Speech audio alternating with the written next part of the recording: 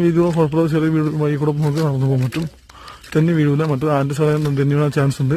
പായലുള്ള വഴിയാണ്. ഒരു ലക്ഷം മലയുടെ പകുതി തിങ്ങും. ഇനിയും കണ്ണത്തത് ഇനി പോകണ്ട. നമ്മളെ മാത്രം കൂടുതൽ നമ്മളെ വീടിന്റെ ഭാഗത്ത് കോറിന്റെ പോ. നമ്മുടെ നാടിനൊരു പ്രത്യേകത ഉണ്ട് ഗൈസ്. അത് ഞങ്ങൾക്ക് മാത്രം തോന്നിയാന്ന് അറിയാൻ പാടില്ല. നിങ്ങൾക്ക്